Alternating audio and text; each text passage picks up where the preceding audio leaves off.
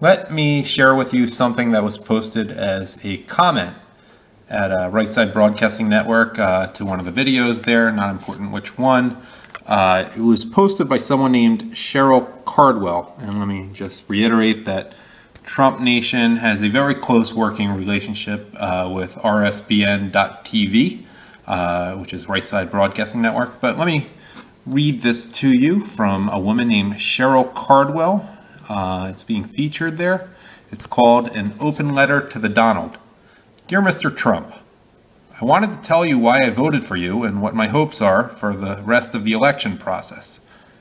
Being from Texas and watching the commanding way Ted Cruz rose so quickly to his current position made me predisposed to vote for him. The morning of the Texas primary, I began feeling a sea change in my priorities.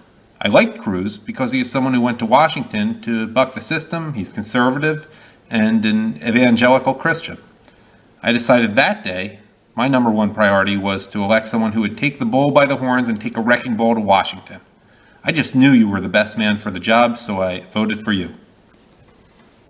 What I had seen from you leading up to the Texas primary left me very uncomfortable. I didn't want to elect a rude New Yorker, a badge you might wear with pride.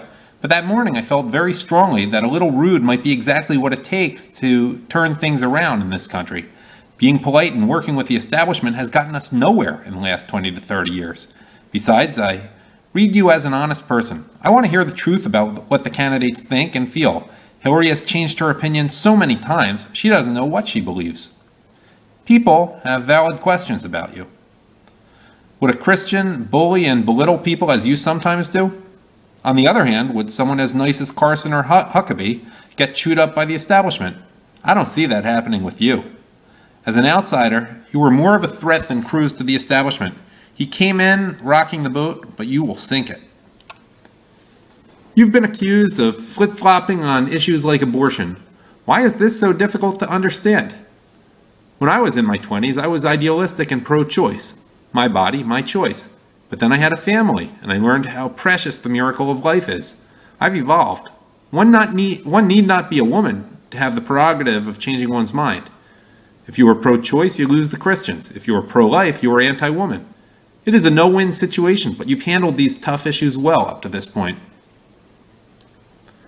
When we are young and idealistic, we want everyone to have everything, for life to be fair. Then reality sets in. Welfare started as a way to help orphans and widows, and now it's providing for lazy freeloaders at the expense of taxpayers. Enough is enough. We cannot keep sliding towards socialism. Eventually there are not enough providers to support the leeches. People accuse you of not being presidential. Although your demeanor has not hurt you up to this point, I worry about how you will handle Hillary, someone I absolutely despise. I feel that attacking her in the wrong way will work in her favor. It will be a fine line to walk. She wants to project that she's as strong as capable as a man, but she'll play the woman card every time you attack. I don't know what to tell you, but it's going to be interesting and scary. If she wins, we are doomed.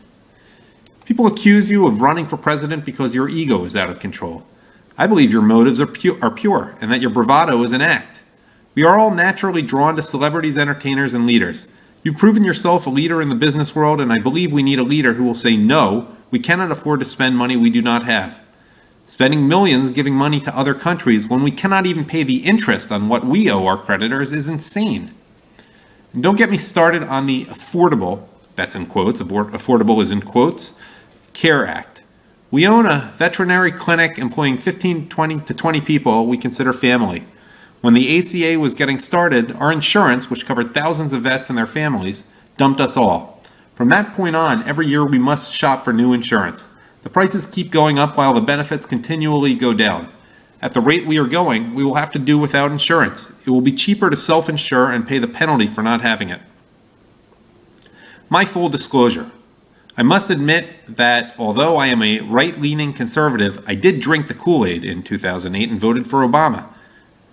I had become so disillusioned with the Republican establishment since the Reagan years that I decided to stick it to them with a vote for the other guys. Boy, was I wrong. I regret that vote like no other. As Melania and Ivanka have encouraged you, I think it's time to be more presidential. Calm, precise, strong, but respectful. Please don't alienate folks at this stage. We need the independents, and dare I say, a large portion of the Democrats as well. I know you'll be fair. In business, everyone needs to feel they got something from the deal. Quote, the deal. How we got to the point that each side thinks they deserve everything while denying the other side anything is beyond me. That's why we are getting nowhere. One of my biggest fears is how to combat the left's talent for voter fraud. What can people like me do to stop it? They will steal this election if they have to. We hear about voter fraud constantly, and when I hear about it, it is always the left. But I never hear of elections changing or anyone being prosecuted. Why? This is a crime, and someone should make sure people are held accountable. The president gets away with breaking the law. He knows he can get away with it because Congress is impotent. The Clintons get away with everything because they are American political royalty. I know I'm not telling you anything you don't know. I just thought you would appreciate hearing from an average concerned woman voter. Good luck, and we are praying for you and our country. Cheryl Cardwell. Again, that was posted at Right Side Broadcasting Network to the video called Watch Donald Trump's Full Speech at the 2016 NRA ILA Leadership Forum. It was just a random comment. And Cheryl Caldwell out in Texas, Cheryl Cardwell in Texas, appreciate it. This is Adam at Trump Nation.